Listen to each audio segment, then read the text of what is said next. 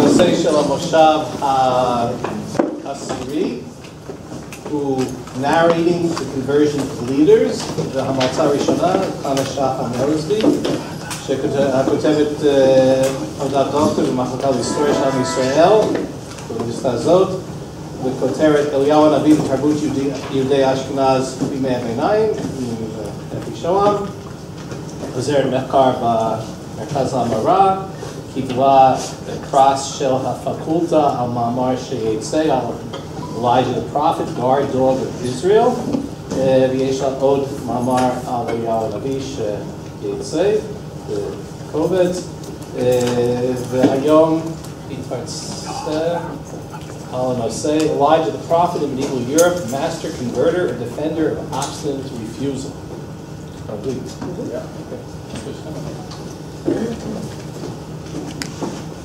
It may be a bit unorthodox, but I will begin this presentation with an axiom. Elijah the prophet is expected to appear at the end of days. I will daintily skip over the debate of how, when, and through whom the idea began to develop in late antique Palestine. Today, the focus is on sources from German areas in medieval Europe, where the belief in Elijah's return was deeply rooted and widespread common truth among Christians and Jews alike. The link between Elijah and eschatology stems from the exegetical tradition and the final verses of the biblical prophecy of Malachi. Behold, I will send you Elijah the prophet before the advent of the great and terrible day of the Lord. Many apocalyptic traditions, composed, edited, and transmitted throughout the Middle Ages, include the character of Elijah in their descriptions. Since Jewish and Christian end-time narratives are by their very nature mutually exclusive, it is no surprise that the two groups envisioned very different roles for Elijah on the eschatological stage. However, in both traditions, Elijah's figure was a tool for expressing ideas about Jews and their ultimate fate at the end of time, as well as a reflection of their currently perceived and self-perceived character. The main difference in Elijah's role centered on the conversion, or resistance to conversion, of Jews to Christianity. In both Christian and Jewish traditions, Elijah functions as a witness. Firstly, in Jewish culture, Elijah is expected to make an appearance at every Brit Milah, circumcision ceremony. The earliest and most widely quoted source for this idea is from 8th century Palestine. The Holy One said to him, "You are always zealous by thy life. The Israelites shall not observe the covenant of circumcision until you see it done with your own eyes." Hence, the sages instituted the custom that people should have a seat of honor for the Malach Habrit, messenger of the covenant, because Elijah is called the messenger of the covenant. As it is said, "And the messenger of the covenant in whom you delight, behold, he approaches." O God of Israel, hasten and bring the Messiah in our lifetime to comforts. In the book of Kings, Elijah flees to the desert and complains to God that the people of Israel have forsaken his commandments. The homiletic Pirkei Rabbi Eliezer expands the biblical narrative, explaining that God was displeased with Elijah for slandering his children. However, in subsequent generations, Elijah's punishment for being forced to witness every circumcision is transformed into a positive act. And Elijah's share becomes a staple element of the ceremony throughout the Jewish diaspora. Circumcision ceremonies developed unique characteristics in Ashkenaz, and understanding the significance of the Brit Milah in these European Jewish communities illuminates the role of witness that Elijah fulfilled. The literature on the subject of circumcision in Ashkenaz is broad and detailed. One main theme in the liturgy surrounding the ceremony is the petition for redemption, that God will see the Jews' piety and loyal fulfillment of the ritual, despite their downtrodden condition in exile. A powerful account of presenting evidence to be witnessed is found in Zichron Lebrit Rishonim, a guidebook for circumcisers from the 13th century. Rabbi Jacob the Cutter describes the reason for hanging the cloth soiled with the baby's blood on the door of the synagogue. According to my uncle, Rabbi Ephraim of Bonn, the sages say that the Israelites were redeemed from Egypt on behalf of two blood sacrifices, Passover and circumcision. The Israelites posted the blood of the Paschal lamb on their doorposts as a sign to publicize the miracle. Therefore, one hangs the sheet on the doorway to publicly display the sign of the covenant by circumcision. Similarly, as in the case of slander, when a man claims his new wife was not a virgin, the marital bedsheet is brought as public proof before the court and serves as testament. This source is quite explicit that circumcision is a badge of loyalty to Israel's covenant with God. The second reason given for the custom is most acute, drawing a parallel to evidence presented before a court of law to refute accusations of marital disloyalty. The physical evidence of the circumcision is similarly publicly presented as testimony that Jews remain loyal to God and his commandments, and to refute potential accusations of betrayal. Thus, by attending every circumcision ceremony, Elijah functions as a witness to Jews' persistent loyalty to God. Rabbi Jacob also mentions the connection to another ritual, including blood, the Paschal lamb, as well as the connection of both circumcision and Passover to redemption. Interestingly, Elijah also makes an appearance at Passover Seder, as will be elaborated on later. Elijah was a very special kind of witness. Being that he never actually died, he moves freely between heaven and earth. He can see what is happening on earth and then return to heaven to testify before God, especially presenting the hardships plaguing the sons of Israel and lobby on their behalf for the final redemption to begin. Elijah is also slated to play a part in this redemption by announcing its onset or taking a more active role. A short piyut, liturgical poem, added to the prayer service, including a circumcision, mentions Elijah's expected participation in the end of days. אלוהיכם, אני זוכר הברית, הנה אני שולח לשארית, את נסתר בנחל כרית, ופינה לפניו גויים החריט, לבשר טוב ושלום כאחרית, ידעו זאת כל קבוצי ברית, אומר לציון, מלאך אלוהיך זהורת. There's a lot of unpacking to do with these few lines, but we have different names for Elijah and what he's going to do at the end of days.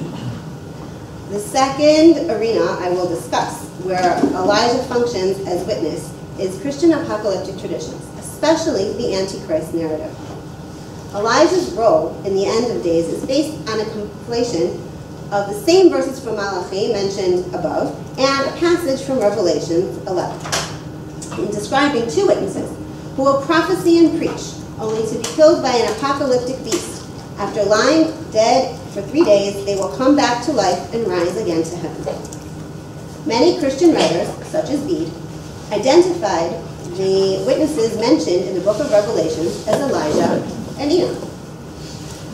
Bede also mentions that Elijah will be successful in his preaching mission, turning the hearts of fathers to their children, as mentioned in Malachi. Elijah's relation to the fate of the Jews and their conversion to Christianity becomes continually defined in the Antichrist tradition. The first full independent account of the Antichrist tradition, Libelos de Antichristo, Letter of the Origin and Life of the Antichrist, was composed by the abbot Adso in approximately 950. It was fashioned in the genre of an inverted saint's vita, and the new narrative structure contributed to the essay's popularity and accessibility, as evident from the abundance of surviving manuscript copies.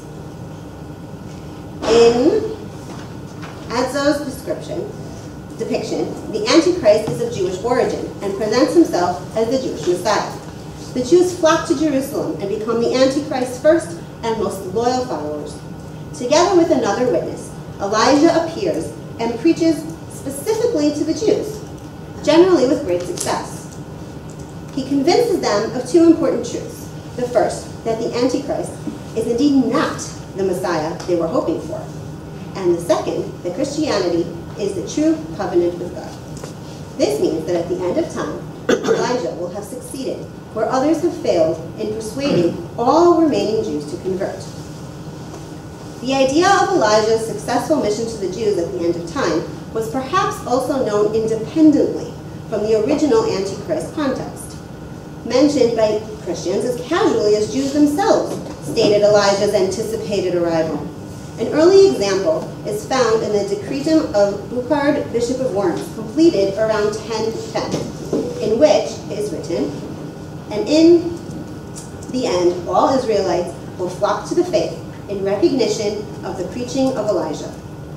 A play based on Agso's essay was composed in Tezernzi around 1160, called Ludos de Anticristo. At some stage of the play, or parts of it, were likely translated into vernacular languages and performed publicly before urban audiences. Jews could have become familiar with the Antichrist narrative either by hearing from Christian acquaintances or by seeing the plays themselves. This is a time when pageantry in towns was becoming increasingly popular and central, expressed through architecture, processions, and theater. Researchers have discussed at least two other components of the Antichrist tradition that Jews were aware of, the Red Jews and the Last Emperor. These characters are found in Jewish sources, where their roles and actions have been inverted and remodeled. It is highly probable that there was a similar awareness of Elijah's assigned mission to convert all the Jews and his assumed success. Jews possibly reacted to the Christian role of Elijah as converter by highlighting his role as witness to their steadfast adherence to Jewish faith. I propose that several Jewish scholars active in Ashkenaz during the end of the 12th and beginning of the 13th centuries reflect in their descriptions of the events of the final redemption a dialogue with the Christian portrayal of Elijah as apocalyptic witness. As Israel Yuval has shown, the Ashkenazi eschatological narrative begins with God exacting vengeance on the Gentiles that persecuted the Jews in exile. Rabbi Eliezer of Worms, known as the Rokeach, who lived in late 12th and to the mid-13th century, composed an exegesis on the Hoshanot, liturgical poems recited during the services of Sukkot, the week-long festival. The final piyut in the commentary ends with a plea for the arrival of the Messiah. Rabbi Eliezer concludes with a summary of several apocalyptic narratives. Elijah's role is most central in the last source quoted, Perek Rabbi Yoshia. Elijah of blessed memory will appear to them, and King Messiah with him. He says to them, "Arise, for I am Elijah," and this is King Messiah. And they will not believe him. And he says to them, "Do you wish I perform signs for you as Moses did?" And Israel says, "Yes." Elijah of blessed memory will perform for them the 7 miracles in that hour. The Jews are doubtful about accepting the Messiah and keener to believe Elijah, who vouches for the validity of his identity with miracles. In Yalkut Shimoni, a 13th century Midrashic anthology on the Bible, compiled by Rabbi Shimon of Frankfurt, we find the following description of the fall of Edom, a symbol for Roman Christendom, quoting the Midrash Abkir. "In the future, all the nations of the world will betray Edom and expel him from their midst, and they will leave him neither a city nor a country, and will chase him from nation to nation until he will reach Beit Gurion and find there the King Messiah, and he will surrender the kingship to him, and they will flee to Botzrah, and the Holy One, blessed be he, will reveal himself to him and slay him." Instantly, the Holy One, blessed be he, seizes the ministering angel of Edom by the lock of his head, and Elijah slaughters him, and his blood is dashed at his garments. Amos Geula has meticulously shown that Midrash Abkir was quoted by a relatively small group of Ashkenazi pietists around the 13th century and is unknown independently. The unique feature in this source is that Elijah is the one who slays the personification of Edom. Rabbi Abraham ben Azriel, a student of Rabbi Eliezer, composed Arugat HaBosem around 1234 in Bohemia, an elaborate commentary on Piyutim. As part of his commentary on a Piyut recited during Shabbat Nachamu, Rabbi Abraham incorporated lengthy descriptions of the events that will come to pass in the Messianic era. Among his sources quoted are both the passages from Midrash Akir, included in Yom Shimoni, and the Parag Yoshiyahu cited by his teacher, Rabbi Eliezer. These three compositions present counter-arguments to both tasks ascribed to Elijah in the Christian Antichrist narrative. Firstly, Elijah supposedly exposes to the Jews the falseness of the Antichrist they had readily believed and accepted as their Messiah.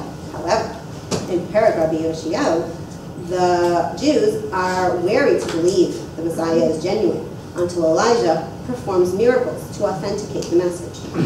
Secondly, rather than the Antichrist killing Elijah and the second witness, Midrash Akir presents the dramatic account of Elijah killing the minister of Edom. Elijah actively participates in the vengeance upon the Gentiles for persecuting the Jews, those in true covenant with God, and whose never faltering loyalty he has witnessed throughout time. The third example of Elijah functioning as a witness is Passover Seder, as mentioned above.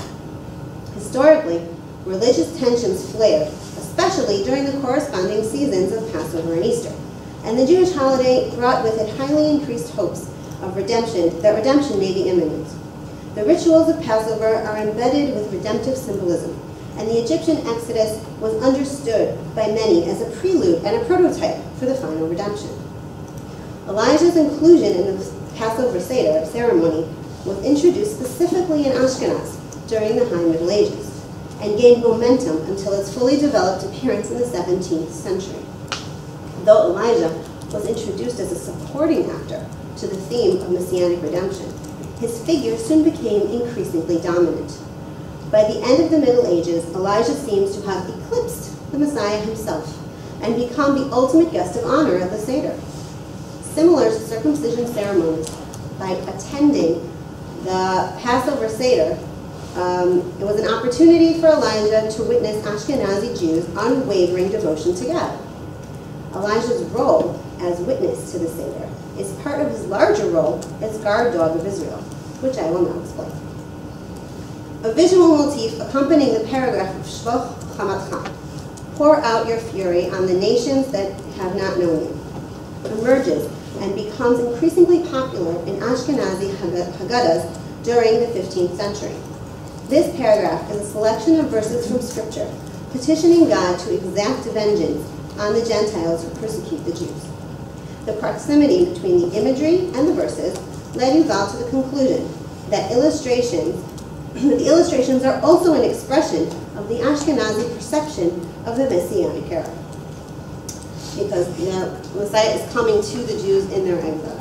It's one of the things that shifted and is part of this model. The mounted figure is probably the Messiah, and the figure accompanying him, sometimes blowing a shofar, is Elijah. However, I suggest that in at least 3 examples, the dog in the illustration, as you see, these 3, functions as a metonymic symbol for Elijah. This idea is bolstered by the epithet in the Second Nuremberg Haggadah and the Yehuda Haggadah that mention Elijah specifically,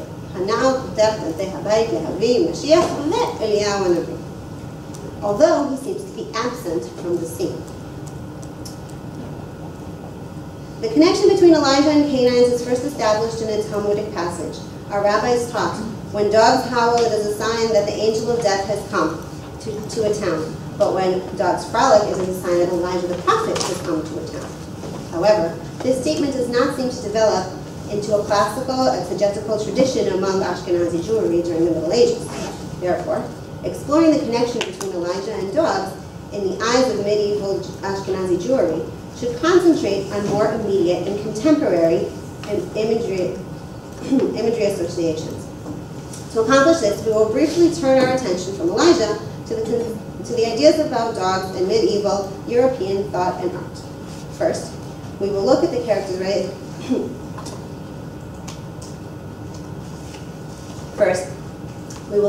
characterization of dogs in Christian culture. The intelligence and loyalty of the species were key elements in the construction of the theological symbolism of the dog. And a comparison is drawn between them and the preachers of the church. The preachers most associated with the image of dogs are the Dominican friars. The literal role meaning of the order's name is hounds of the Lord, Domini Pax. And they are portrayed often in Christian art as white, black, or spotted dogs, reminiscent of the colors of their coats. An extraordinary example of the Dominican self-perception as the dogs of God is found in the wall frescoes adorning the Spanish Basilica of Santa Maria Novella in Florence. However, canines were not seen solely in a positive light. The imagery of the Jewish dog highlighted how Jews defile the Corpus Christi, like dogs defile food, as well as how the Jews remain loyal to the Old Testament as dogs returning to their vomit. By placing the loyal hunting dogs on one hand and the Jewish dogs on the other, a pattern emerges. In the medieval Western Christian theological symbol, as the dog served a positive purpose inwardly, while at the same time fulfilling a negative role outwardly. This duality is also present in the iconographic use of canines in Ashkenazi Jewish literary and visual culture. Dogs are usually depicted in a negative context in Jewish manuscript illuminations and served as a symbol for the nations that seek to harm Israel, especially the hunting dogs of Esau. But on occasion, Jews incorporated positive attributes associated with dogs to express motifs of loyalty to a master and willingness to diligently protect the master's assets and interests. Another attribute noteworthy in this context is mentioned in medieval bestiary entries on canines. Dogs can point to those responsible for harming their master, thus functioning as witnesses. Casting Elijah, the prophet, in the role of the guard dog of Israel reflects sophisticated manipulation of both positive and negative canine symbolism, inverting the Jewish dog symbol and aptly embodying the traditional traits of canines. Central characteristics of Elijah since his first appearance in Kings are his loyalty to God and zealousness in defending God's name and law. In post-biblical traditions, Elijah also protects the Jews, the sheep of God's flock, from those who wish to harm them. Elijah's role as herald of the redemption reflects yet another aspect of the canine symbol. Scholars have noted the influence of hunting scenes on illustrations of messianic procession. Just as the hunter is seated on a horse with a dog running before him, so is the Messiah portrayed riding with Elijah blowing the shofar before him. Based on the Talmudic passage mentioned above, some Jewish writers in medieval Ashkenaz elaborated on the nexus between the figure of Elijah and dogs. Judah Leibowitz reconstructed the introduction to the late 12th or early 13th century mystical work entitled Sefer HaCheshek, the Book of Desire, or the 70 Names of Metatron, presumably created by Ashkenazi pietists. The opening paragraph explains that Eliyahu shares the same numerical value as Ben and as Caleb, each summing up to 52. Elijah, the good son, and the good dog can overcome and cancel out the power of the bad son of the Christians, namely Christ, and the bad dog. Elijah serves medieval Ashkenazi Jews as a model for the Jewish Domini Kanin, the Lord's dog, his loyal messenger and protector of Veros Israel. As such, Elijah was an equal match for the evil dog and son of Edom, owning to his characteristics, his designated role in the redemption, and even the numerical value of his name. In conclusion, we have seen various situations where Elijah was believed to function as a witness by Jews and Christians in medieval Germany. Medieval Ashkenazi Jews believed that his presence at circumcision ceremonies and at Passover Seder was an opportunity to witness Jews' loyalty to God and their adherence to his commandments, especially under harsh circumstances in a religiously hostile environment. Both circumcision and Passover were hot topics of polemic between Jews and Christians, which made the observation of these two rituals even more exemplary. Elijah could then bring his testimony before God, and the evidence of loyalty would eventually prompt the long-awaited final redemption from exile. As guard dog, Elijah could keep a watchful eye over God's flock and announce the arrival of the Messiah. On the Christian eschatological stage, Elijah was cast as a witness for Christ and successful in convincing all remaining Jews to convert. Selecting Elijah for this task was likely jarring to the medieval Ashkenazi construction of Elijah's character. How absurd that the champion of zealous loyalty to the God of Israel would be expected to preach for Christ. I speculated how Jews in medieval Ashkenaz may have felt in relation to the Christian hijacking of their Elijah, as emerges from 3 scholarly works compiled and edited during the 13th century, discussing eschatological scenarios. For Rabbis Eliezer, Shimon, and Abraham, Elijah does not merely announce the redemption, he actively participates alongside the Messiah or Messiahs in exacting vengeance on Edom, which is Christendom, who harmed Israel. While compiling eschatological narratives, these Ashkenazi scholars reclaim Elijah and turn his zealousness back on the Christians. Elijah the prophet, as perceived by medieval European Jews and Christians, was expected to take part in apocalyptic events. However, whether he was a skilled converter, effectively persuading the most stubborn rejectors of Christ, or a supporter and defender of those same obstinate Jews, was subject to the point of view of the beholder. But beholding Elijah is no easy task. While usually invisible, he also has quite a knack for disguises.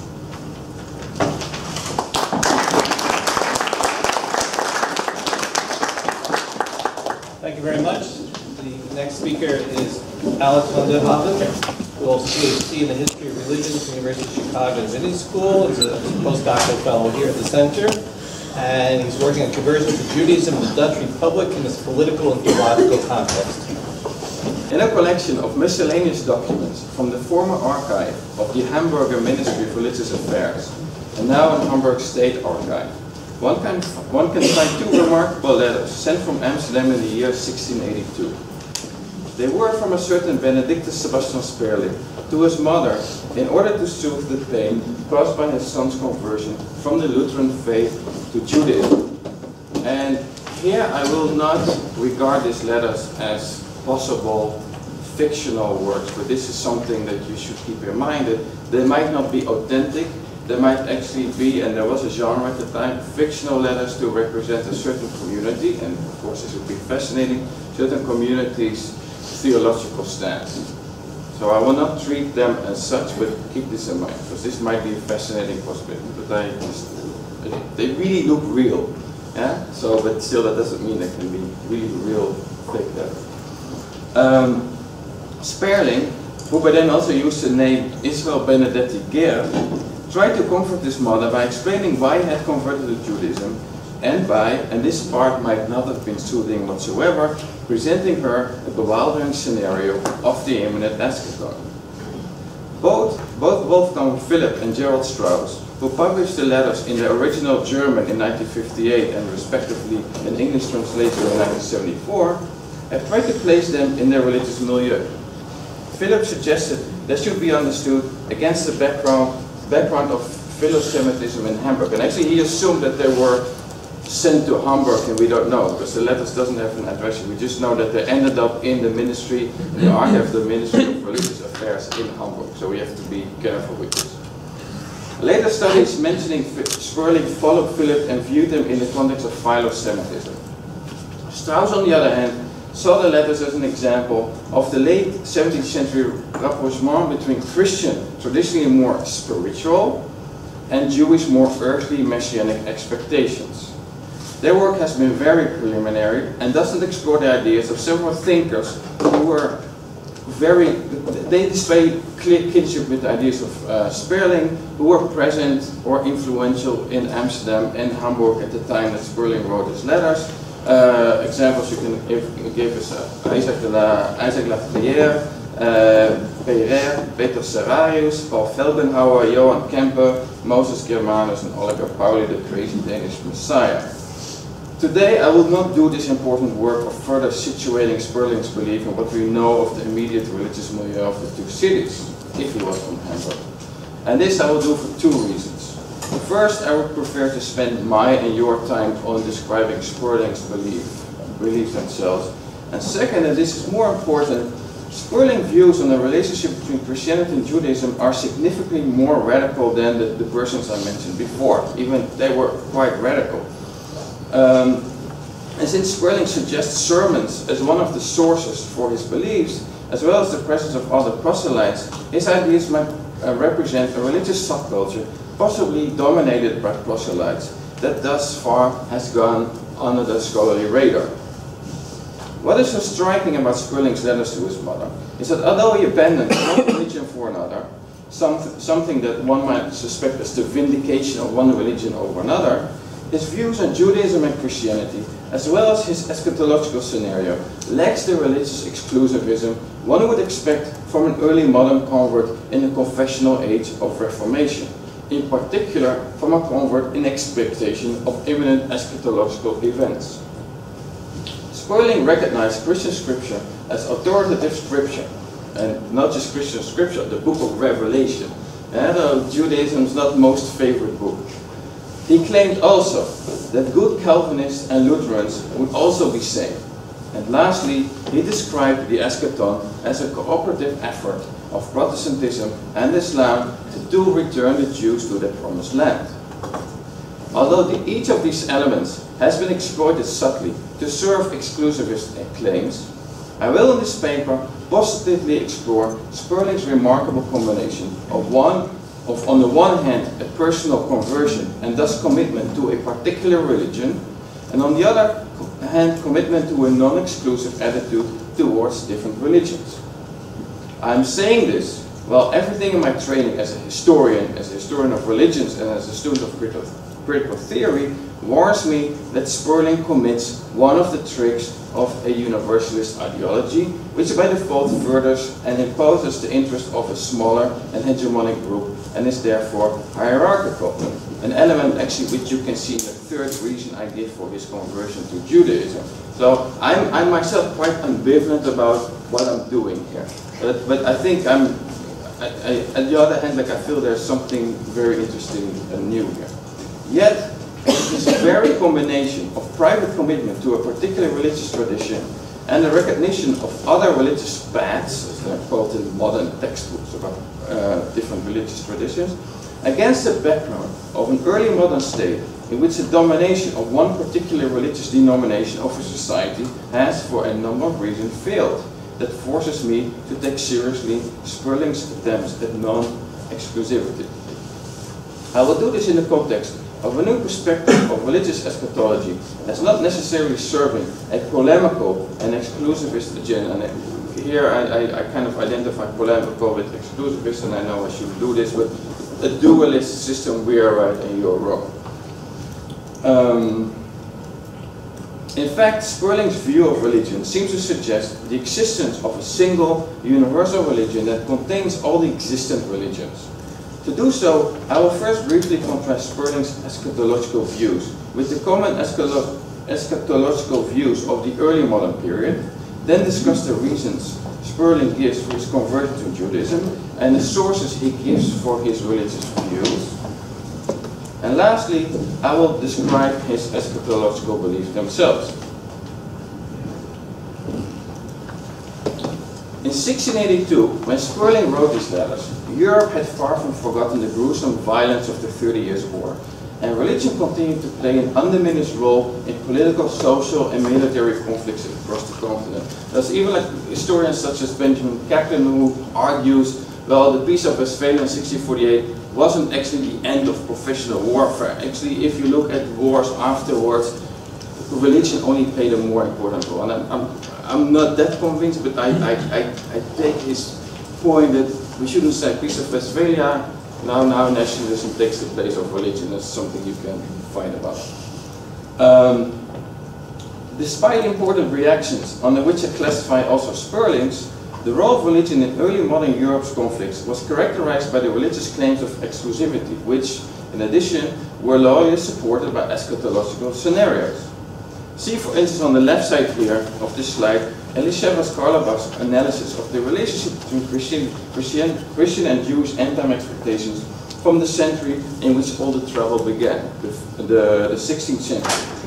Karlebach describes how for Christians, Jewish end-time expectations must be false in order for their own to be true, and vice versa. And if you see also the image of the right, which is from the late 1540s, of course we recognize this muscled man standing here. This completely confirms this view. Like over here you see a man with a turban, who is the Turkish Sultan representing Islam. Of course here you remember our friend the Pope. But what is also interesting, there's this really nice angelical looking head. And this is actually representing the interim peace agreement of 1548 between Protestant and Catholics. So peace attempts belong to the satanic forces that Jesus needs to trample. So this is kind of the picture we have from the early modern period. Things were no different in Sperling's 17th century, when, for instance, at the Peace of Westphalia, which ended the 30 Years' War, writers and artists on both sides painted the agreement in eschatological exclusivist terms as their own denomination's victory. One would therefore expect from early modern prophecy to serve religious exclusivity by using, as it does in the print here, the eschatological scenarios that were so well designed to divide the present world in the forces of good and of evil.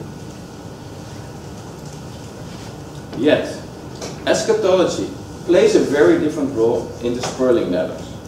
Firstly, the tone of the letters that introduce eschatology is quite tender and conciliatory for someone who believes to be witnessing the last events of all. And here again, like my inner suspicion says, I'm thinking of very nice evangelical missionaries who are very nice to you, while at the same time they think you're damned to hell. So you have to be careful. But if you would read the whole letters here on the print, they really have this really sweet, sincere sense to them. So they're either like extremely crafty artifacts, or he is sincere about this. So see, for instance, the text here. Dearest beloved mother, I cannot neglect to write. My filial love for you, mother, burns constantly. Regarding the fact that I have become a Jew because of God and His holy name, I know that this is already known to my mother, my friends, and my enemies. I intend also to live as a Jew in the name of the Lord of hosts. I desire to remain in friendship with my friends and blood relatives. For what good is enmity? At all times we should remember that one time we will appear in front of God's seat of judgment to account for ourselves in order to enjoy God's compassion. By the way, you can see, like I placed on the slides where you can see it on the handout, and there it's a little bit more gray at the text, so if you want you can also read the context. Sperling's question, for what good is enmity, then was soll die Feindschaft, is easily answered in the mindset of religious exclusivity. Religious exclusivity also tends to destine the inherent of the wrong religion to, at best, obliteration, and at hell at worst, Whereas Sperling writes that we all will be judged individually for our actions rather than our denominational commitment. Indeed, also in the second letter, in which Sperling reports he had heard how badly his mother took his conversion, he writes, the question now is why I couldn't have become saved in the Lutheran faith, which is really the mystery. Like also Lutherans and Calvinists become saved, so why just stay there? Or whether the Lutherans are damned, I answer, and I declare that upright Lutherans and Reformed will all achieve salvation. Let my soul stand for yours if I write this out of hypocrisy, which is a beautiful sentence. So if I'm lying to you, my soul will be yours and therefore will be damned. And again, again, my suspicion here, he mentions Lutherans and Calvinists. At some point also the Muslims have a good role. I would like to know what he expects of the fate of Catholics after they die. So there is still some dualism going on. Also further on in the second letter, Sperling writes that the rebuilding of the temple, and here this reminds me of Nina's lecture 2 days ago, this is not something allegorical. This is the concrete expectation of the rebuilding of the temple in the Holy Land. So this rebuilding of the temple will bring, quote, redemption to all people, unquote. which in the light of Sperling's words about the salvation of good Lutherans and Calvinists might also be the salvation of all people. And I don't know how broad the spectrum is. So why did Sperling convert to Judaism? When Judaism is not the sole road to salvation. Sperling gives two explicit reasons for his conversion, and from his eschatological views, one can divulge a third one. The first reason of his conversion is that Sperling believed that the law that was given to Israel was never abolished. And he uses the New Testament, in particular Matthew 5:17-20 and Luke 16:17, to support this claim. And this, all of you who are engaged with studying of polemics should look very familiar to you. The second reason Sperling believed he should live as a Jew, and I cannot decide because I've seen this motive many times to which extent to take this seriously, was that he claimed that unbeknownst to his mother's siblings, his father had given him with documents proving that his ancestors had been Jews who had been forcibly converted to Christianity during wars. And I keep on encountering this motive, and I still don't know whether, because yeah, there were real people seriously people who converted and didn't tell anybody to Christianity, but it's also this desire, like I'm from Jewish heritage. So Sperling therefore believed that he belonged to the seed of Abraham, so he should return to Judaism. A third reason for his conversion is not explicit in Sperling's letters, but suggested by his eschatological beliefs. In a scenario of the last days, Judaism plays first violin, whereas the faith of his birth, Lutheranism, though important, is the second or even third fiddle. Sperling, so it seems, preferred to be part of the main role of Judaism over belonging to the support act of the Lutherans. And again, here like suspicion should come in. So what does this mean if there's a hierarchy in there? So again, like here's my doubts about the whole project. Before addressing Sperling's eschatological beliefs, I will briefly address the three sources of Sperling's prophetic knowledge. First, sola scriptura, legitimate religious entrepreneurs' alternative interpretations of biblical prophecy, and so did Sperling's. He does his own, and again, you have to be careful here, like, he of course was part of an exegetical community. So you have like the lonely nutcases who really do their own biblical interpretation, and this is legitimate, but he interacted with other people, so he did belong to an exegetical community. I just don't know how close he was, how much he conformed to these people. So he does his own reading of the 12th, 14th and 19th chapter of the book of Revelation. So again, like this is really interesting. Like he converts to Judaism and he uses the book of Revelation as the scenario for the end of times. The book of Daniel and the traditional Jewish lifesaver, Zechariah 8:23. In his writing about the end of days, Sperling emphasizes it is his reading of scripture. I believe the woman clothed with the sun is. I have read in the book of Daniel. Secondly, Sperling hints that his ideas are not the product of his own scriptural reading, but that he derived some of them from sermons he attended in either or both Germany or Amsterdam. Moreover, at the end of the first letter to his mother, Sperling hints cryptically, please note that I am not the first Christian who has become a Jew. And so it would be really nice if there would be a community of proselytes who somehow have developed that kind of own theology. So on the one hand, he has become a Jew, he's taken a Jewish name, he can be reached through Rabbi Lublin living on Eulenburg, so he really was connected to the Jewish community, but there seems to be part of a kind of like a more marginal community, because I don't think that in this case the Ashkenazi community was reading the book of Revelation to predict the end of times. The third source of his interpretation is clearly present in the more lyrical passages in the letters. After a dazzling interpretation of biblical prophecy, Sperling holds. He might have suddenly realized that his mother had started to believe he was crazy, and writes, many would ask me, how do you know that? And he answers, wisdom, or weisheit, has taught me. I want to honor her and let you know about her, and clearly let you know, so that everybody knows what is wisdom. Then he continues to praise wisdom greatly with wordings such as, she knows God's will and counsel, because she was there when God created the world. Who seeks for her finds her. Who seeks from the heart will receive her.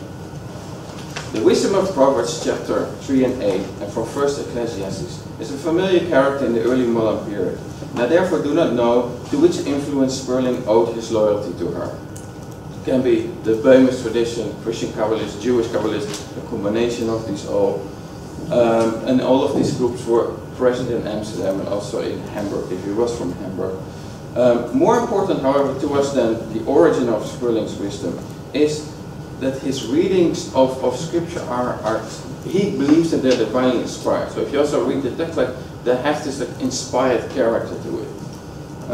It's also important to mention here that of Sperling's Trinitarian notion of God, God's third being, wezen, is the spirit of prophecy, the Geist der Weissagung, which, by the way, later he identifies with Jesus.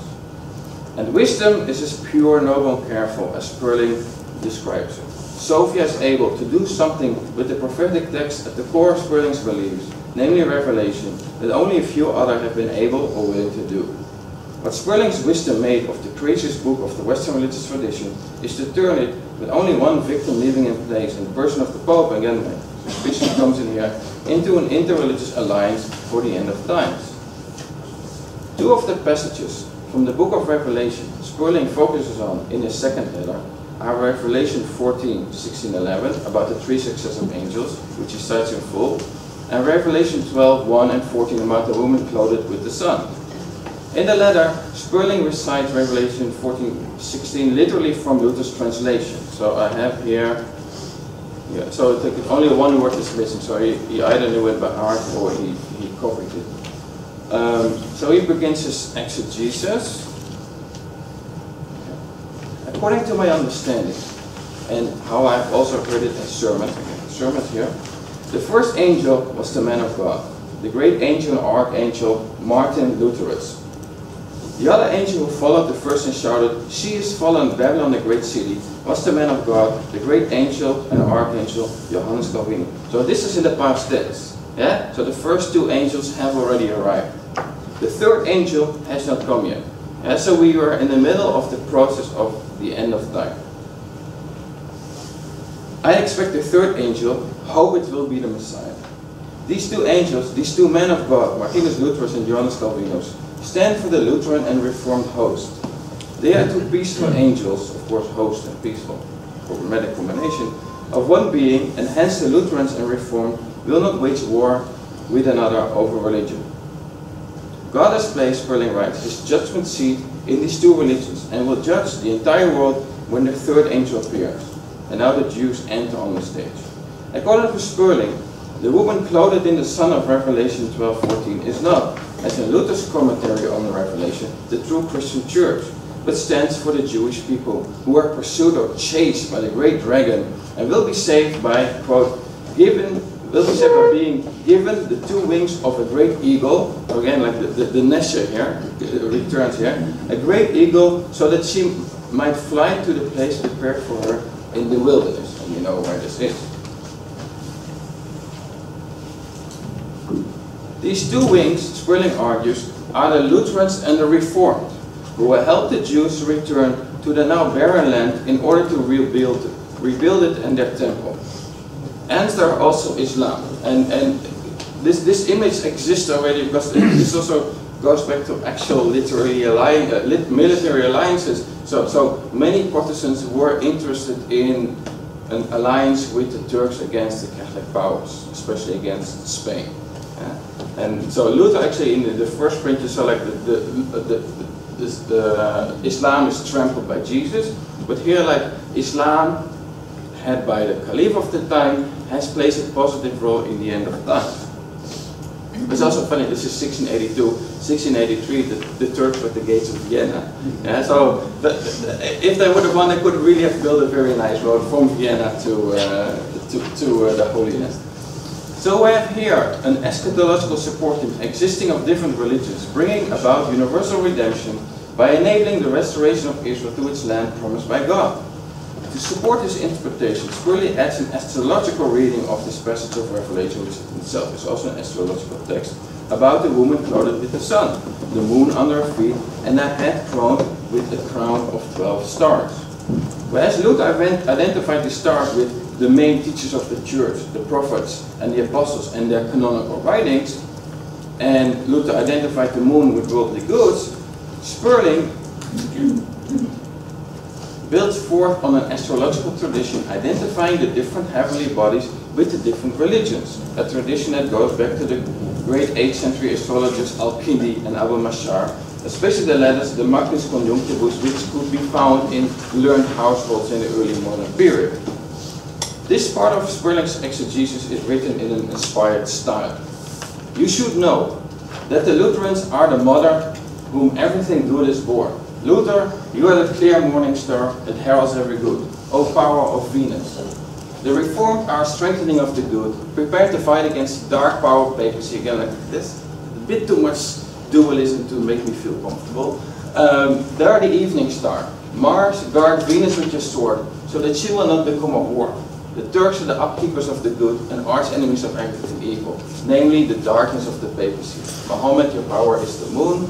And the three communities, namely the Turks, Lutherans, and Reformed, are trusted friends of Israel. Would be like a phrase from a pamphlet today. The Pope with his cardinals, bishops and abbots, prelates, monsignors, and whatever belongs to that, which is the dark night, the mother of all evil and all whoredom and idolatry. Yes, the dark night that is fine to no one. Your power is fickle.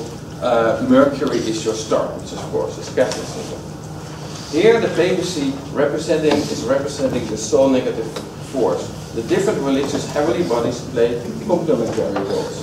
Venus Luther, standing for the Lutheran faith, like the first angel, heralds the good news.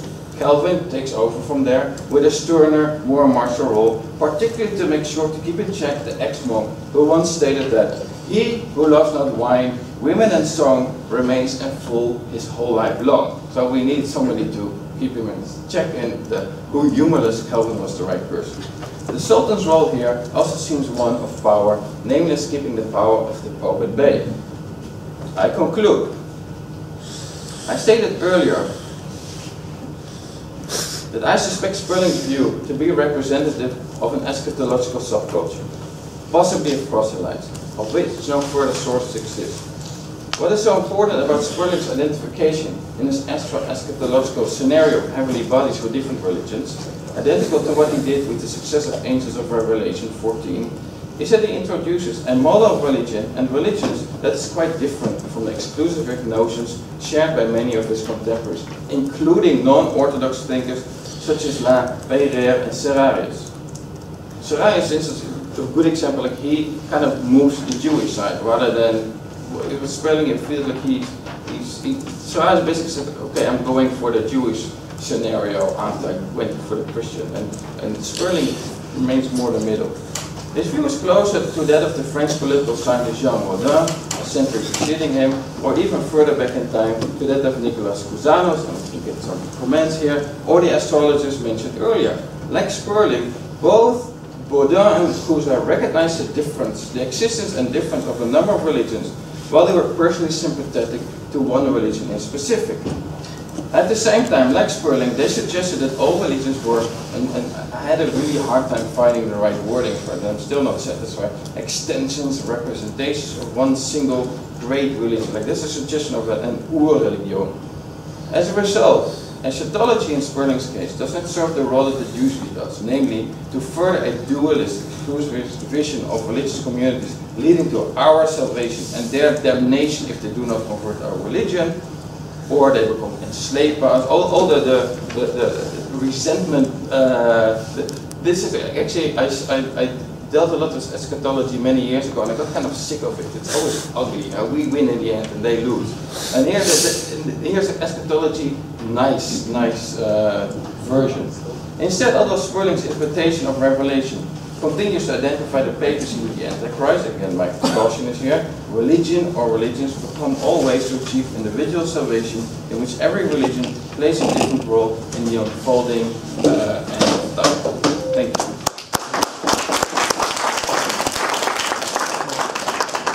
Thank you very much. respondent is Roni from האוניברסיטה העברית. מתעסק בחדשה מוקדמת, בשנים האחרונות, תולדות היהדות, והיהדות וההלכה וההיסטוריה. הוא גם כן לפני 3 שנים זכה בפרס של מרכז שם גולדשטיין-גורן, מרכז הבינלאומי למחשב ישראל שם גולדשטיין-גורן, הספר הטוב ביותר במחשב ישראל בשנים האחרונות. שותף בזכייה בפרס, ועכשיו הוא מגיב. תודה, אתם תרשו לי להגיב בעברית, זה בסדר, כי כולם כאן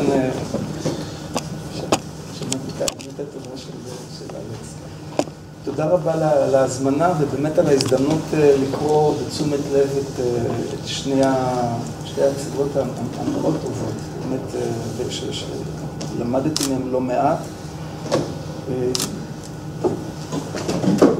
לכאורה לשים את שני הדוברים באותו פאנל נשמע קצת מוזר, כי יש כל כך הרבה חתכים שונים ביניהם. זאת אומרת, אחד, הפייפר של חנה מדבר על ימי הביניים, שלך עוסק בראשית העת החדשה, יש לנו קונטקסט מאוד, שוב, יהודי, לנוכח מאוד מאוד קתולי, לעומת לנוכח פרוטסטנטי, שאפילו מעבר ללותרן כבר גם קלוויניסטי. יש לנו עיסוק בדמות מן העבר, דמות מיתולוגית, שהופכת למיתולוגית, אליהו הנביא, לעומת דמות מההווה, כן, חתך אחר, זה הסוגות, יש לנו מכתבים, אם הם אמיתיים. אמיתיים, אם הם אמיתיים. אם הם אמיתיים, אבל מכתבים, כן, אפיסטולוגרפיה מול סוגות שונות שהשתמשת בהם, ואימתת אותם בצורה מאוד יפה אחד מול השני, ולא רק סוגות ספרותיות, טקסים. חפצים חומריים, זה כמובן מאוד מאוד חשוב בהיסטוריה של השנים האחרונות, גם בתחום הקונברס, ההיסטוריה חומרית. מה עוד? משהו שנוצר איזשהו קונסטרוקט קבוצתי של חסידי אשכנז, אני עוד אגיע לזה, לעומת מכתבים אישיים. ושוב, זה מביא אותנו לכל התחום של איגו דוקיומנטס, שנהיה מאוד מאוד חשוב בעת החדשה המוקדמת, החל מהיומנים המיסטיים שמתחילים להיכתב,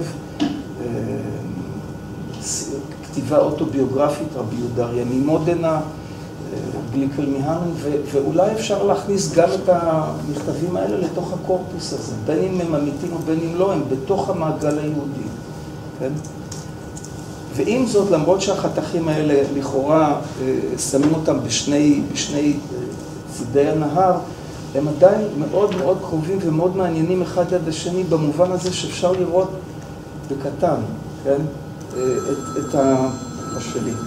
אפשר לראות באמת את ההיסטוריה, את המעבר המאוד מאוד מעניין בין הפולמוס והמפגש הבין-דתי של יהודים בימי הביניים, בין אם זה, כן, אנחנו מדברים על קונטקסט מאוד מסוים, בעיקר במאה ה-12 באשכנז, לעומת הקונטקסט היותר צפון אירופאי, שהאחד הוא באמת מאוד מאוד עמוס בפולמוס דתי. ואני תכף אגע במה שאמרת, כן, זה מאוד חשוב לשכנע, להשתמש באותם סמלים, לפרש את אותם טקסטים, לעומת תקופה שבה הוויכוח הדתי כמעט לא קיים. והוא נערך, העימות הדתי, ההתנגשות הדתית, נערכת באמצעים אחרים, שהם הרבה יותר פוליטיים והם הרבה פחות נקרא להם תיאולוגיים. ואולי באמת ככה, לאור ההסתכלות הזאת, אני אולי אגיד כמה דברים על הפייפר, על הצגת הדברים של כל אחד, ואני דווקא אתחיל ממשהו שקרוב לזמן שאני עושה, לי מודרן, למרות שאתה כבר עוקף אותי בזמן קצת. יש לנו קודם כל חזון דתי שאתם רואים שהוא בעל היקף שאנחנו לא מכירים קודם. כל הדתות משחקות באותו מגרש. וזה מעניין, כן, בין אם אתה מסתכל על זה מהזווית הקלוויניסטית, או הזווית הפרוטסטנטית, או מישהו שעובר מהקונטקסט הזה וחושב שהם רק מובילים לקראת החזון היהודי, ויש לנו כאן איזשהו רוחב יריעה שלא הכרנו אותו קודם. ואתה השתמשת במילה המוצדקת מאוד, אקומנית, אני רוצה קצת להזיז אותה הצידה. אקומנית מביא אותנו לקונטקסט התיאולוגי, ואתה התמקדת בו וזה בסדר, זה מוצדק. אני הגעתי בדיוק אתמול מכנס שעסק בהיסטוריה גלובלית, אני אולי גם בעקבות ההשפעה של הכנס הזה, וגם בגלל שזה משהו שאני עוסק בו. אם אנחנו נחליף את המילה אקומני, שהוא כאמור מונח מאוד מאוד תיאולוגי, נחליף אותו במונח גלובלי. אז יש לנו כאן דמות שהיא בעצם דמות ששייכת כבר להיסטוריה הגלובלית, שחוצה גבולות גם במרחבים מאוד מאוד גדולים. עכשיו, מעבר לעניין הסמנטי, כן, יש לנו בעצם שני פרספקטיבות שונות להסתכל, שוב, בדיוק על אותם מקורות ועל אותם דמויות ועל אותם תופעות. האחת אומרת שהניתוח הוא באמת מתוך הספרות הדתית, מתוך המוטיבציות הדתית. בהיסטוריה הגלובלית תיקח את אותם מקורות ותגיד שאולי צריך לראות את השינויים הדתיים על רקע של שינויים הרבה יותר גדולים, שינויים פוליטיים, כלכליים, כן?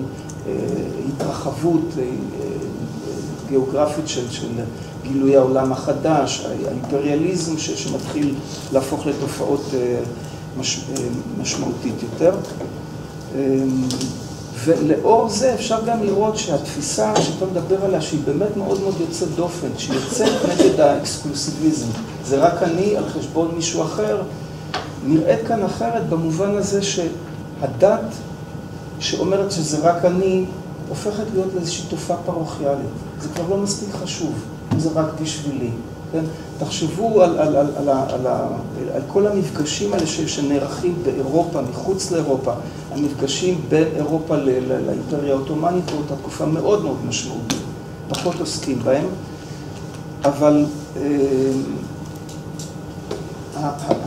הזהות הדתית, כן, הקונפסיונליזם, התפיסות האלה, הופכות למרכיב מאוד מאוד משמעותי במאבקים הפוליטיים. ואפשר אולי להכניס את זה גם לקונטקסט הזה. נקודה אחרת שמצאתי אותה מאוד מעניינת בהצגה שלך, ואני באמת לא נכנס לכל הנקודות החשובות שהעליתם שניכם, זה שההסתכלות של האדם הזה, אלמלא היינו יודעים שהוא באמת הפך ליהודי, כן? ושוב, בלי להיכנס לשאלה ההיסטוריוגרפית שאתה צריך לענות על האם אלה מכתבים אותנטיים או לא אותנטיים, אבל הם בכל זאת נשמרו כמכתבים, כמו שכתבת, בארכיון נוצרי ולא בארכיון יהודי, נכון? יש בזה משהו משמעותי.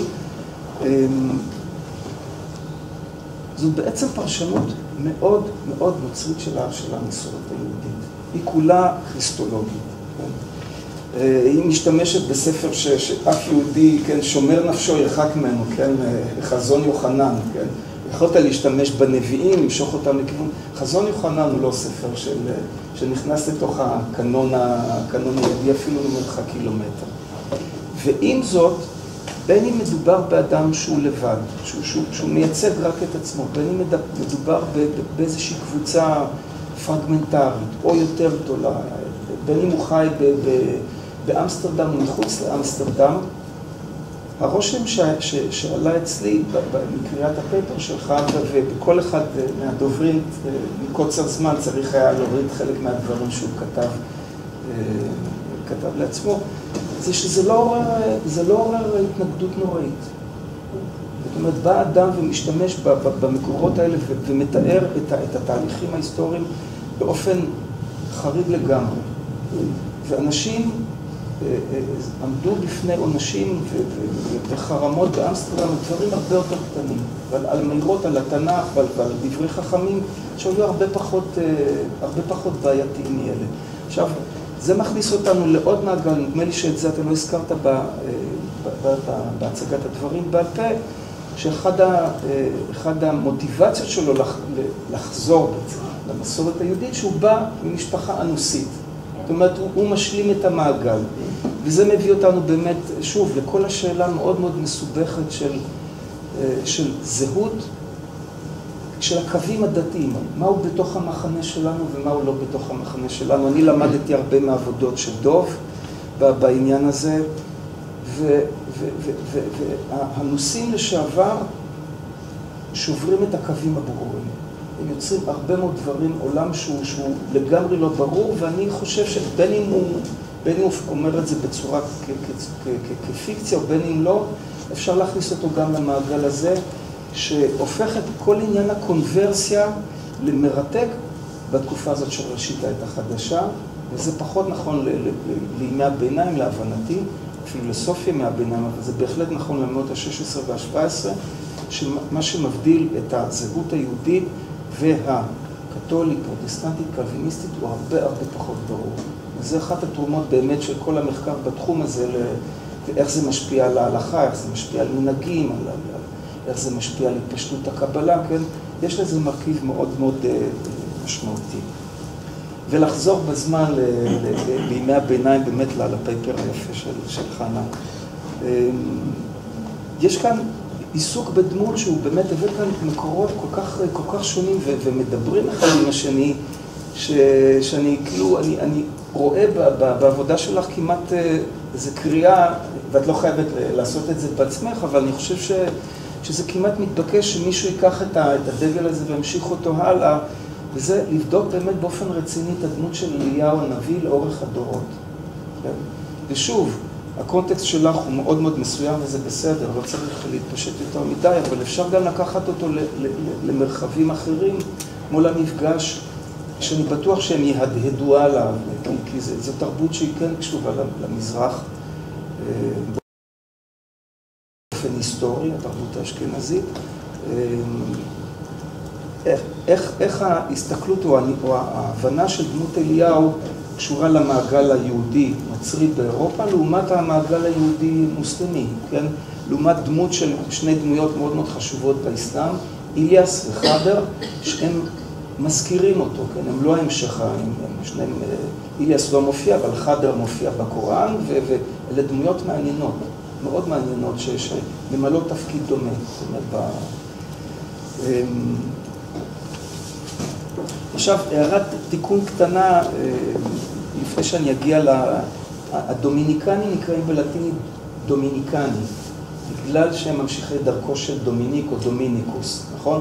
ובמשחק מילים מתוך ביקורת על הקנאות שלהם, על זה שהם נשכנים יותר מדי, נקראו דומיני קאנס, הכלבים של דומינוס, של האל.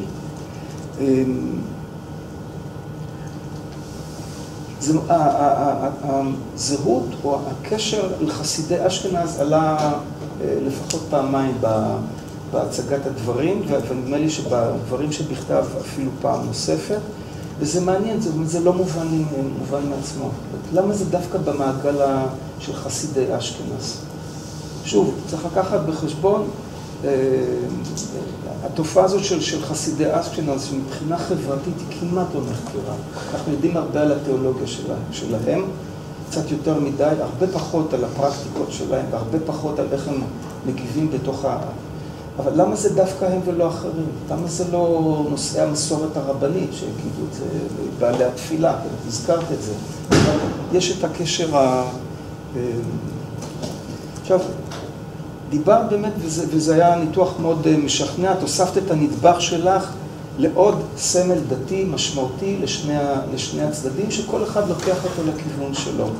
זה לוקח אותו לכיוון של משכנע היהודים להיות נוצרים, זה משכנע אותו כעד לאמיתותה של המסורת היהודית ולדבקותם של היהודים, אבל יש, וגם, כמו שהצבעת יפה, יש גם את הכיוונים השונים.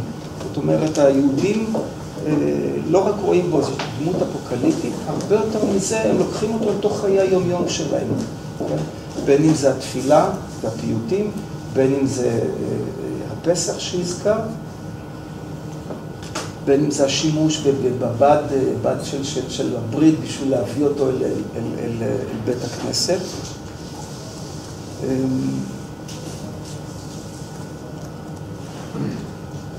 אבל יש גם משהו נוסף שהצבעת עליו, ונדמה לי שהוא מופיע בטקסט הכתוב, שמצאתי אותו מרתק, והוא עורר בי שאלות שאותי הן מלוות כבר הרבה זמן. שיש תחרות בעצם זה באמת היה מרתק כמה זה מוקדם, תחרות בין דמותו של אליהו הנביא, בין דמות המשיח. חבל שלא הזכרת את זה, כי זה באמת, כאילו, המשיח הוא זה שנותן לגיטימציה או כתב אישור לדמותו של המשיח, והם פונים, המשיח מאחרית הימים. ואת הסברת את זה, ואני חושב שזה הסבר טוב, כן? זה איזושהי דמות מקדימה של משיח, אבל היא נמצאת בחיי היום-יום, אפשר להזדהות איתה, אפשר לראות, לקרב אותה אל חיי היום-יום, אפשר לתאר אותה, בפסיכולוגיה של יהודי אשכנזי במאה ה-12-13, באותה מידה שאם רואים איך מציירים את ישו ואת מריה באיקונוגרפיה של המאה ה-12 ו-13, אז בצרפת הוא נראה מאוד צרפתי, ובהולנד, בהולנדי, כן? זה מקרב את הדמויות המקודשות אל... וזה מעלה, שוב, אני חושב, בהקשר הזה, זה שווה מחשבה. שוב, לא לקבוע מסמרות, אבל זה בהחלט שווה מחשבה עד כמה דמות המשיח בכלל מרכזית במסורת שלנו. עד כמה היא מובנית כתחרות נגדית, או שאם אין לישראל משיח שכבר אכלו בימי חזקיה, אולי זה באמת הדבר יותר משמעותי. אם אתה מניח ליהודים לעצמם, ולא מכניס אותם לאיזשהו לחץ דתי, הם לא ממש צריכים את המשיח. זה לא הגנרטור המרכזי. אז שוב, אם נסכם באמת יש לנו באמת איזה מעבר בשני ההצגות הדברים המאוד מאוד מעניינות, מאיזשהו קונטקסט מאוד מאוד מקומי, מאוד טעון, מאוד רגשית, גם עם היסטוריה של אלימות קשה כלפי היהודים, אל תפיסות שהן רואות התרחשות דתית על רקע של רצף שלם. אי אפשר להיות דתי, אלא אם כן אתה מחובר לתהליכים, כן, אם אתה רוצה, מחובר לתהליכים כלכליים, פוליטיים, רוצים חברתיים, הרבה יותר רחבים, שהדת נכנסת לתוכם, ותודה רבה על ההתייחסות האלה. אין לנו הרבה זמן, אז אני מציע שנעשה סבב של שאלות, ואז ניתן לה...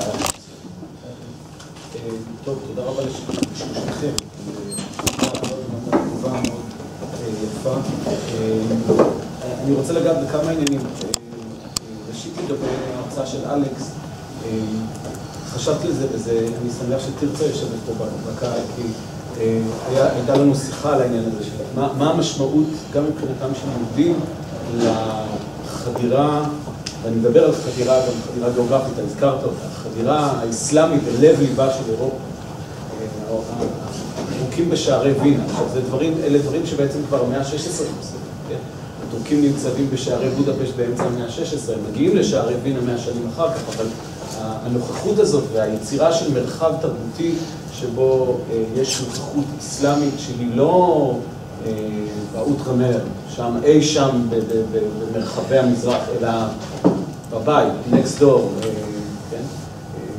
אני חושב למשל על המשמעות של זה, תרצה כותב את זה מבחינת ההלכה, העולם ההלכתי שמתקפל פתאום, האשכנזי והמזרחי שמתקפל לתוך שיח אחד, וזה רק פן אחד כמובן. זאת אומרת, הנוכחות הזאת של אסלאם פוליטי, צבאי, מאוד, והדבר הזה גורם, אני חושב, להרבה מאוד, לקריסה של הרבה מאוד קטגוריות בינאריות פנים אירופאיות, בין פרוטסטנטיזם לקתוליות, בין יהדות לנצרות. זאת אומרת, יש פה הכניסה הלא האלימה של הנוכחות האסלאמית לתוך המשחק, הנוכחות האסלאמית הפוליטית, ושיש לה השתמעויות תרבותיות, חברתיות, פוליטיות, כלכליות, דיפלומטיות, כמו שאתה דיברת, הפוטנציאל הדיפלומטי שלנו. זה מאוד מעניין. לגבי הקשר בין שתי ההרצאות, שניכם הזכרתם את חזון יוחנן, אלכס הראה את המשמעויות של חזון יוחנן למישהו שגדל על חזון יוחנן ומנסה לעשות איזה מין השלכה שלו לתוך התיאולוגיה החדשה שהוא בעצמו בונה על בסיס פרשנות מקרא מאוד ככה אינספירטיבי.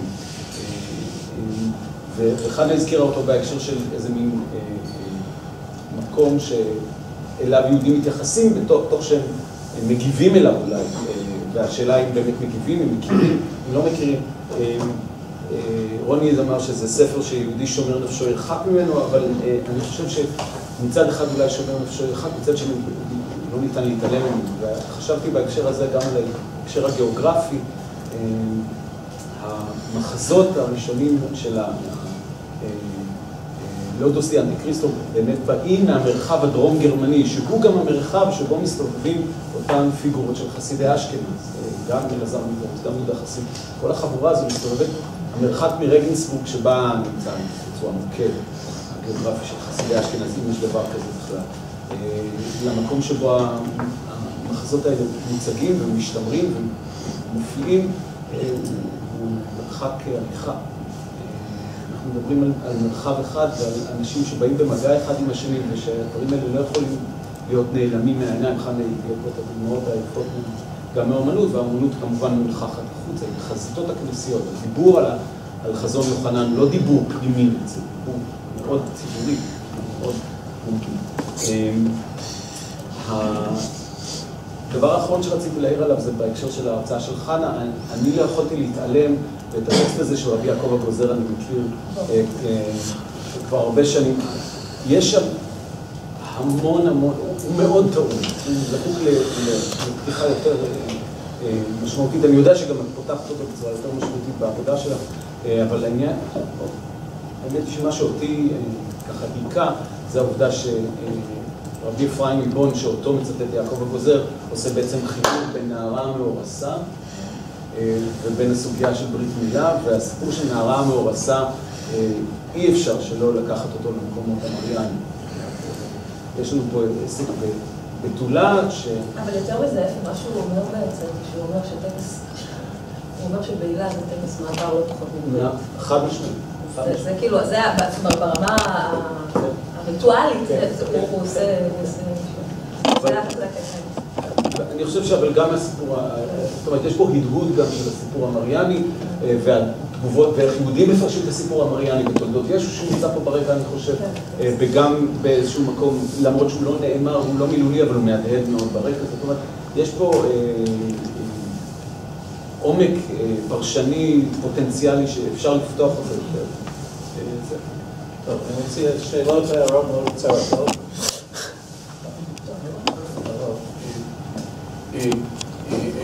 אלכס מרתק,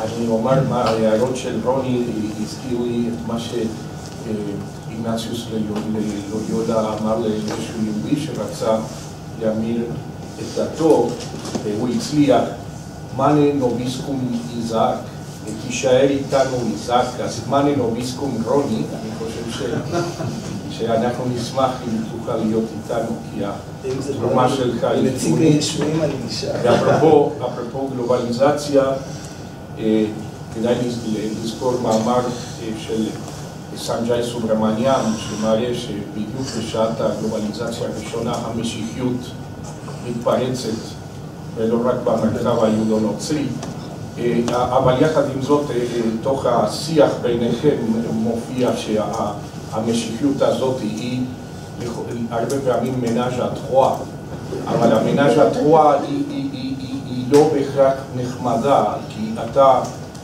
אמרת בעצמך שהאדם הרע הופך להיות האפיפיור והקתוליות, ויש לקחת את זה בחשבון. ולבסוף אני אגיד שבהתבסס על מה שאתה מתאר, יש לנו כאן גישה שהיא לא, היא סוג של סופרססיוניזם הפוך, הייתי מכנה אותה אינפלססיוניזם, כלומר אתה מוצא יהדות מתוך הקריאה של הכתבים הנוצרים, וזה כמובן מתחבר לנקודה ממש האחרונה שנראה לי שאותו שפרלינג הוא בסוג של דפסאז' מבחינת הזמן, כי הוא כאילו ברצותו לחזור ליהדות מתוך המקורות של הפרוטסטנטיות, הוא חייב לחזור לרגעים הראשונים של הפרוטסטנטיות, שבו הפרוטסטנטים נחשבו סוג של יהדות, למשל, מה שאוסקה ורבים אחרים מזהים,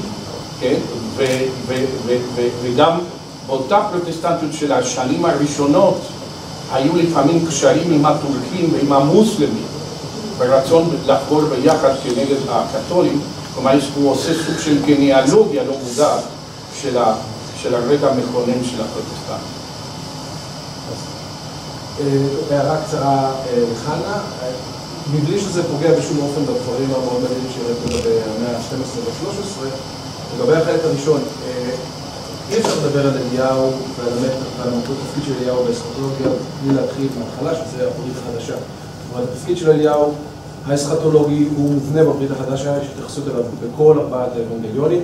זאת אומרת, ומשם זה מתחיל. עכשיו, כמו שאנחנו יודעים, אני לא חקרתי ולא בדקתי את הנושא, אם זה בברית החדשה, כנראה גם אפשר למצוא איזה מקבילות בעולם היהודי של תקופת בית שני. זאת אומרת, לסיפור הזה יש רבדים שמתחילים הרבה לפני, ולכן צריך ללכת אולי קודם כל לאבות הכנסייה מבחינת פרשנים, וזה מביא אותי להערה השנייה לגבי עניין הכלבים.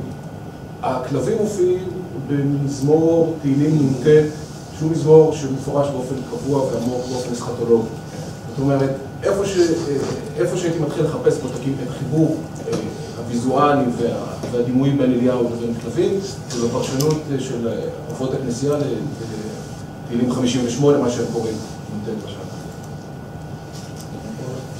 קודם כל, ממש עושה את הדברים איתי, אבל אני רציתי לחזור לך לברית החדשה ולקשר בין אליהו ליוחנן המטביל, בתור דמויות שלא הזכרת בתור סרט, ולפעמים נחשבת גם למשיח עצמו, לפחות בתקופות מאוד קדומות, ואותו דבר לעניין הכלבים בדימוי הצליבה, סבוני, איך שם זה מהמספור הזה? כן, כן, כן, שכולו מפורש על הצליבה של ישו ושם, והניבולים של הדברים האלה.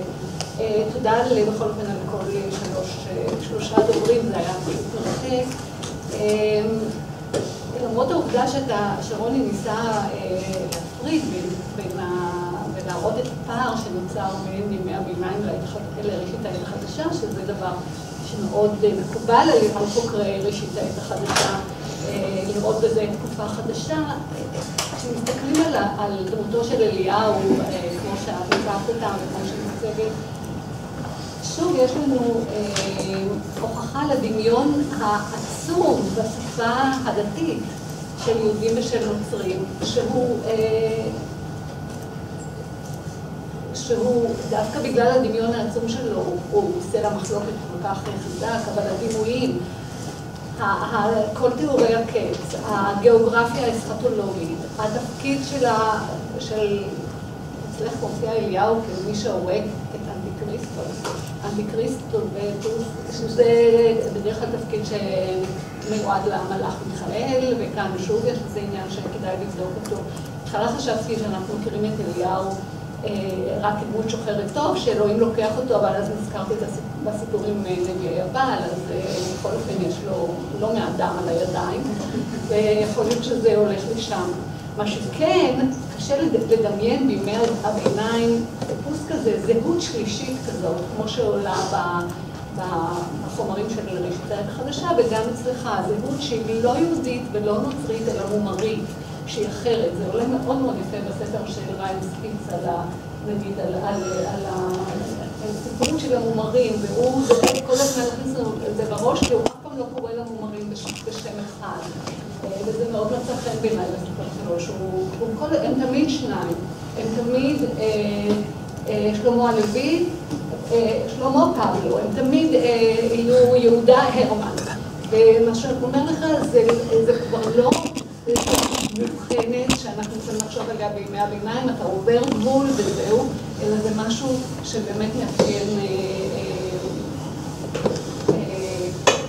תודעה שונה שמתקיימת מאוחר. טוב, יש פה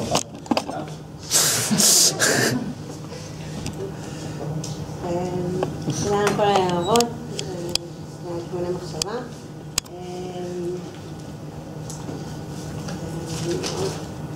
אני באמת מעניין אותי לדעת מי אליהו במרחב המוסלמי. אני יכולה לספר מישהו שיעשה דוקטורט על זה, אבל אני יכולה ביחד לעשות תחולות.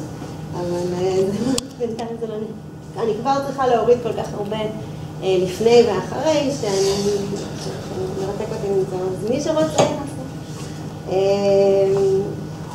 באמת בקשר לחסידי אשכנז, כמה עכשיו באמת מנסים לראות כמה הם משפיעים על החברה אחרי במנהגים, כמה מנהגים נטמעים בחברה בפרקטיקות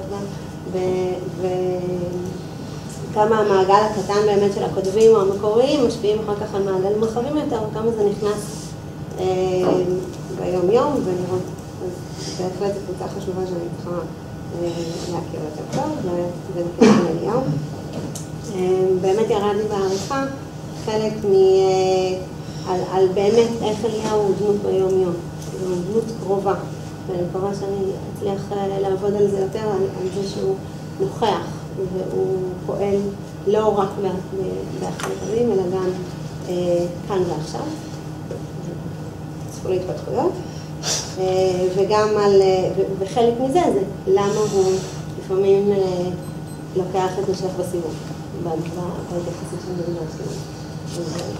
זה פיתוח, כמובן שצריך להתחיל מהברית החדשה, ורוב הספרות שיש על אליהו זה מנסות לפענח את הקשר יכולה למקביל, את הקשר איך בכלל הרעיון הזה של מבשר משיח, כן משיח, לא משיח, מי עושה מה תפקידים, איפה זה מתחיל, איך זה מתפתח, זה רוב המחקר שיש כרגע, וזה עוד עולם שלם, ואני היום רק מפאת קוצר הזמן, אני צריכה להתחיל כבר בזמן של המקורות שרציתי להביא, אבל תודה רבה על החיבור חזרה, ושתמיד הכל צומח אחד על השני, ואני אקח לך מקורות.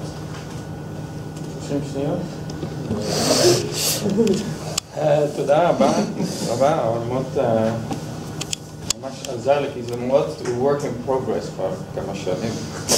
עדיין לא יודע מספיק מה לעשות עם זה, אז אני מגיב לכמה נקודות ומקשר אותם. הרעיון הגלובלי, אז גם אפי אמר זה, גם דוב, זה רעיון מאוד יפה, זה גם מזכיר לי, האסטרולוגים המושלמים, הם חיו באימפריה. ואז אני חשבתי, אולי באמת צריך לחשוב על המכתבים של ספרלינג, על איכשהו, הוא כותב את זה במעבר לדת של אימפריה.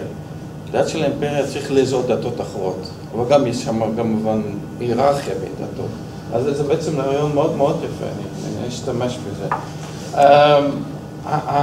המיסטריה, יש לו רעיונות מוזרים בשביל הקהילה היהודית, למרות שמלא כופרים ואנשים מוזרים, אבל אז זה מאוד מעניין. למה הקהילה היהודית בהולנד, והוא היה חלק מהאשכנזים, הוא לקח שם פורטוגזי, אבל הוא גם היה קבור, אם הוא היה, אני לא בטוח, קבור, נראה לי בתלמידים האשכנזים. אז זה אומר שני דברים. אחד, באמת קיבלו מומרים, גרים, עם רעיונות קצת מוזרים.